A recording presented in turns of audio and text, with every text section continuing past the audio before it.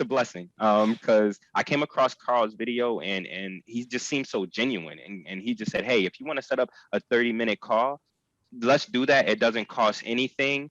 And I was like, nah, this has got to be like a scam or some type of sales call. But hey, what can I lose? Like, I'm only closing 2 to 3 deals a month anyway, and I'm barely making it. Let me just do the call. And that's how I scheduled the call. I came across Mike, and that call, when I tell you that call literally changed my whole perspective about how to grow my business. Because I, like Mike said on that call, that really inspired me was he saw that I had the personality and the traits to be successful.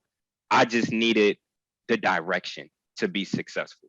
And Mike gave me that on that call. And that call literally has helped change my production and my business. And I'm forever grateful for that.